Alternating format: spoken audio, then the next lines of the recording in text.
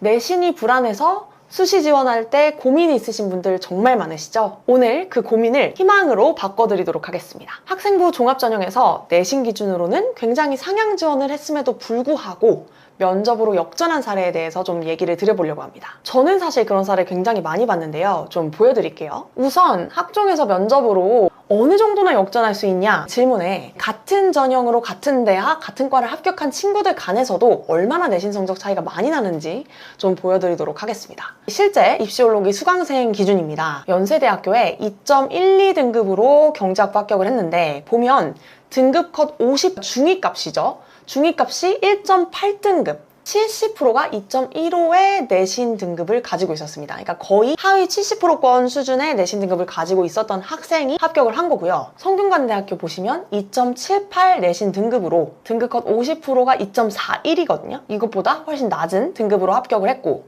또 건국대학교 같은 경우에도 중위값 2.43, 70% 컷이 2.71인데 이 학생은 2.84로 합격을 했습니다. 최하위권에서 면접으로 역전을 한 사례입니다. 경북대학교 신소재공학과도 한번 보시면 등급 컷 50%가 2.96이고요. 70%가 3.33인데 이 학생 3.5등급으로 합격했습니다. 이거 역시 최하위권에서 역전한 사례라고 볼 수 있고요. 춘천교대 이 학생은 진짜 저도 좀 놀란 경우였는데 내신이 3.64였습니다. 교대들을 지원하기가 거의 어려운 수준의 내신이었는데 이 학생이 정말 제 생각에는 아마 문 닫고 들어가지 않았을까 싶어요. 내신 성적으로만 보면 등급 컷 50%가 2.91, 70%가 3.08인데 이 학생은 3점대 중후반으로 지금 합격을 한 겁니다. 춘천교대 외에도 교대를 또 여러 곳 합격한 학생이에요. 그래서 이렇게 대역전극을 실제로 만든 게 바로 면접이라는 겁니다. 이렇게 내신이 좀 부족해도 면접으로 합격을 한 경우를 보시면 생기부가 좋아야 되는 거 아닌가요? 라는 얘기를 하십니다. 물론 맞죠. 생기부 준비가 잘 되어 있으면 면접에서 쓸 재료가 많다는 거기 때문에 당연히 면접에도 유리합니다. 그런데 요즘 생기부 컨설팅 받는 학생들 정말 많다는 거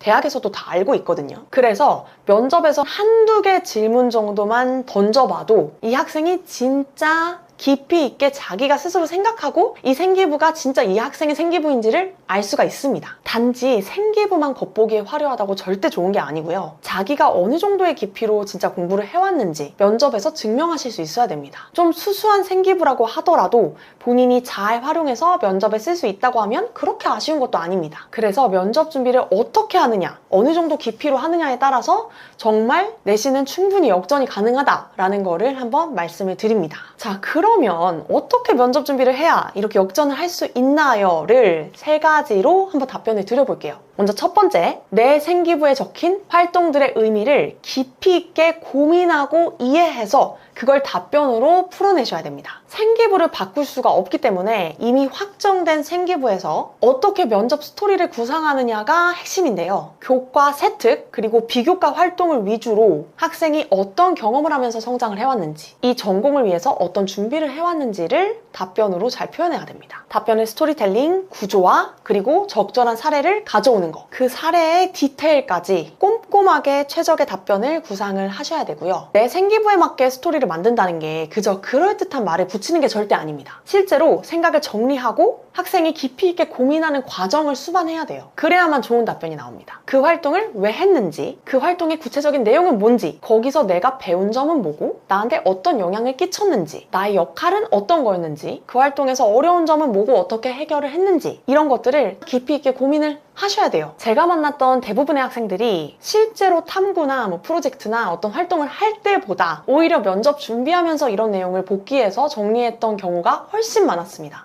아무래도 이제 평소에 워낙 바쁘다 보니까 활동의 의미를 좀 생각하고 배운 점들을 좀 정리하고 이렇게 할 시간이 학생들한테는 너무 부족한 것 같아요. 근데 이런 걸 고민하면서 답변에 깊이가 생기기 때문에 그 고민하는 과정이 정말 중요하고요. 사실 깊이 있게 파고든다는 거를 학생들이 감을 좀 못 잡는 경우들이 있는데 입시올로기 온라인 강의에서 사례를 정말 많이 들어드리거든요. 그 사례들을 좀 살펴보시면 감을 잡으시는데 확실히 도움이 되실 겁니다. 그리고 둘째, 면접을 평가하는 기준에 맞춰서 고득점 전략을 세우셔야 됩니다. 학종 면접에서는 크게 학생의 학업 역량, 진로 역량, 그리고 공동체 역량에 따라서 면접을 평가합니다. 각 역량이 무엇이냐를 좀 설명을 드려보면 먼저 학업 역량, 대학 공부를 충분히 해낼 수 있는 학생인가, 이 학생이 학업에 대한 의지가 있는가를 보고요. 학업 성취도, 학업 태도 및 자기 주도성, 그리고 탐구력 같은 것들을 측정합니다. 그 다음 진로 역량, 이 전공을 진지하게 준비해온 학생인가, 전공 관련 교과 이수나 성취도를 보고요. 또 진로 탐색 활동과 경험을 봅니다. 이 학과를 그냥 점수 맞춰서 온 건지 아니면 진짜로 진로를 바탕으로 원해서 온 건지에 대한 답을 면접에서 생기부를 바탕으로 스토리텔링을 해주셔야 됩니다.